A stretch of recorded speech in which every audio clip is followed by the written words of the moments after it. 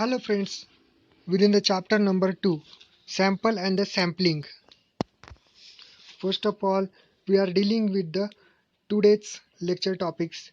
First topic is introduction, second topic is definition, third one is sampling unit, fourth one is sample and last one is population. So today we are dealing with this content. So first of all, we are dealing with the introduction of the sampling or the sample. So in our day-to-day life, we adopt the sampling techniques almost every moment of our existence. Okay, तर आपल्या रोजच्या ज्या काही जीवनामध्ये आपण sampling टेक्निकचा वापर करतच असतो. जसं की बघा, in medical sciences a few drops of blood, image number 1 बघा इथे सिरिंज दिसते आहे तुम्हाला. In medical sciences, a few drops of blood are taken and tested microscopically or chemically to know whether the blood contains some abnormalities or not. Whatever is observed in the few drops is true for the whole body of the body, blood of the body. Okay? Medical सायन्समध्ये okay वैद्यकीय शास्त्रामध्ये जर का आता आजारी पडलात कधी तर तुम्ही डॉक्टरांकडे जातात.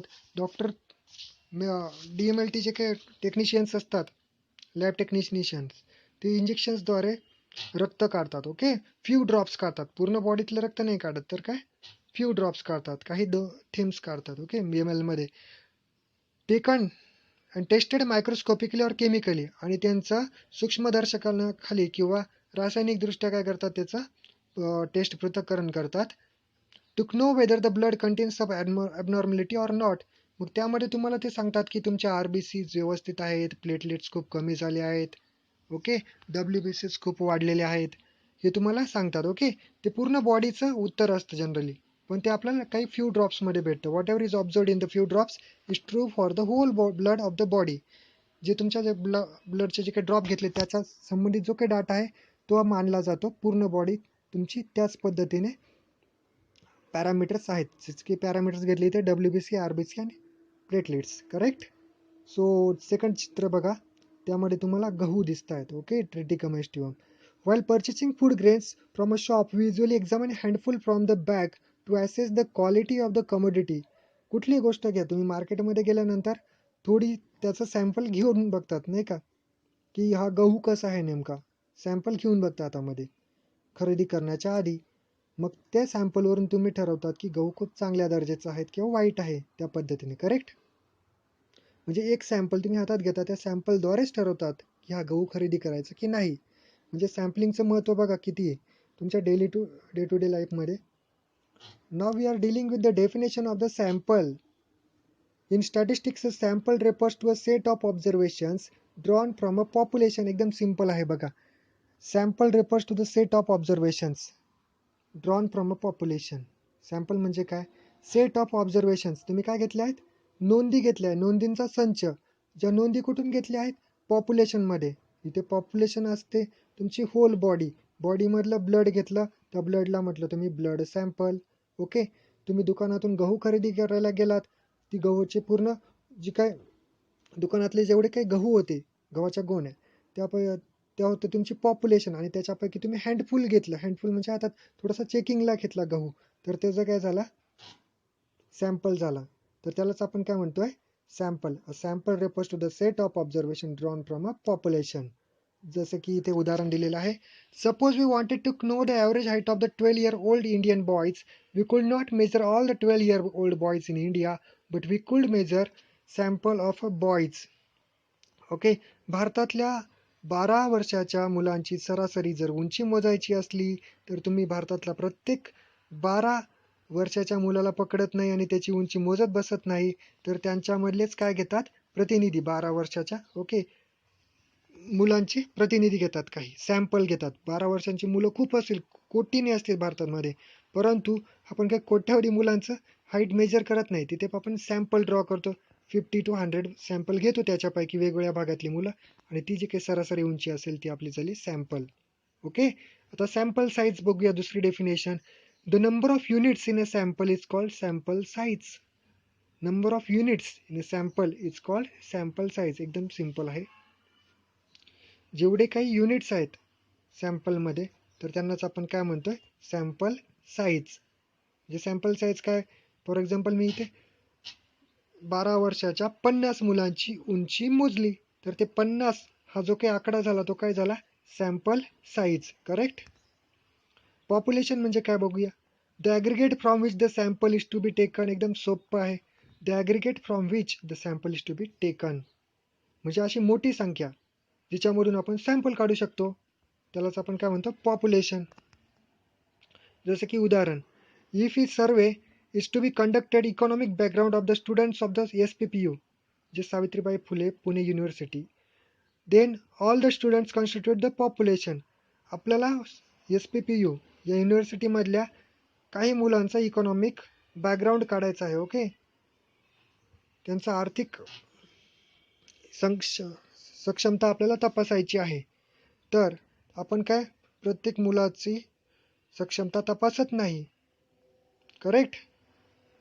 तर इथे पॉप्युलेशन डेफिनेशन असल्यामुळे आपल्याला सर्व मुलांपैकी काही मुलं आपण सर्वेसाठी घेतो त्यालाच काय म्हटलं जातं? पॉप्युलेशन. बघा, then the all the student constitute the population. SPPU मधले जेवढे काही मुलं आहे, पूर्ण मुलं प्रत्येक कॉलेजमधले आणि स्वतः युनिव्हर्सिटीमधले, ती झाली पॉप्युलेशन. आणि त्याच्यामध्ये आपण कॅटेगरी वाईज किंवा इकॉनॉमिकली विकर सेक्शन असेल, SC BC वगैरे ते काय असतात त्या पद्धतीने economically and socially backward classes, okay, ECBC हे आपण वेगळे काढतो. यालाच आपण म्हणतोय पॉप्युलेशन. आता सॅम्पलिंग युनिट काय असतं बघूया. The constituents of a population which are individuals to be sampled from a population and can not be further subdivided for the purpose of sampling at a time are called sampling units.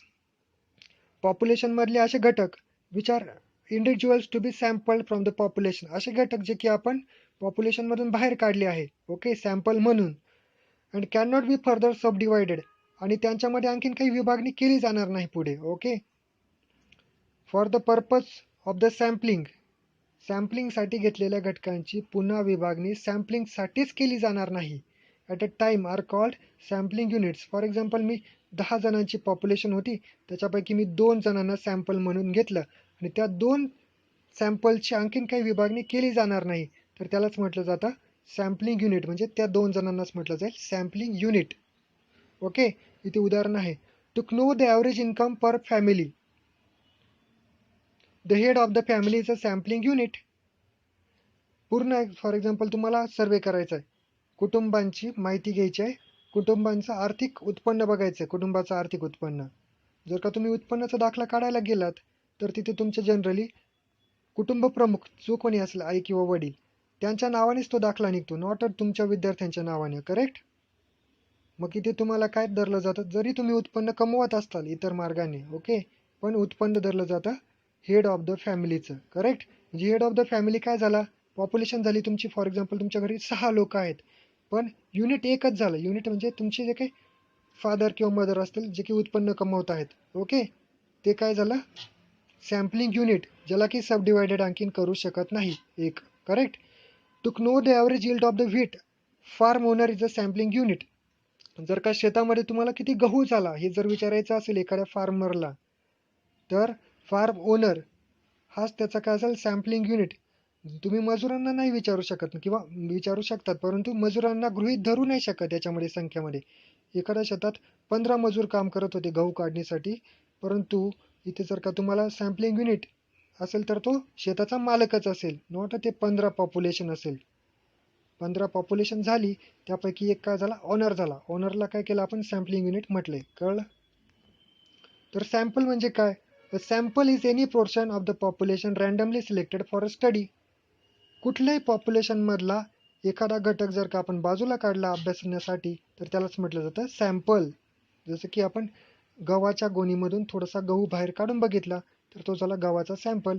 आपल्या पूर्ण बॉडीमधलं blood आपण काढत नाही बसलो, काही ml blood काढलं आपण तर ते झालं आपल्या होल बॉडीचं सॅम्पल.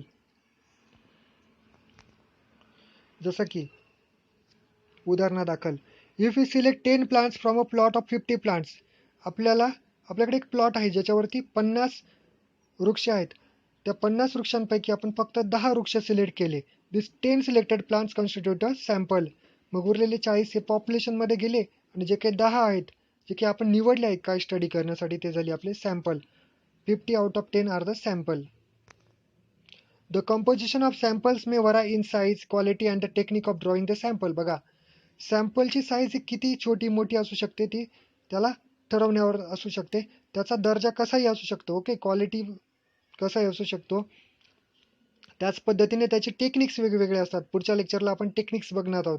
ते सॅम्पल आपण लॉटरी मेथडनी घेतलंय, रँडम घेतलंय, नॉन रँडम घेतलंय, ओके, स्ट्रॅटिफाईड सॅम्पलिंग, अशा वेगवेगळ्या पद्धतीने घेतलेलं असू शकतं ते कुठल्याही पद्धतीने. The samples drawn should be representative of the entire population. Okay, sample हे कसं पाहिजे निवडताना एंटायर पॉप्युलेशनचं प्रतिनिधित्व करणारं पाहिजे. ओके, एंटायर पॉप्युलेशन कळलं. Selected samples from the population should be homogeneous. ते एकजीव पाहिजे. ओके, एकदम वेगळं नाही पाहिजे. पॉप्युलेशन जशी आहे तसंच ते पाहिजे, होमोजिनसच पाहिजे. त्याच्यासारखंच कॅरेक्टर दाखवणारं सॅम्पल सिलेक्ट केलं पाहिजे. वेगळं सिलेक्ट केलं तर तो बायस अर्थात अन्याय होईल त्या पॉप्युलेशनवरती. More number of items are to be included in the sample to make the result more reliable. More number of items are to be included in the sample.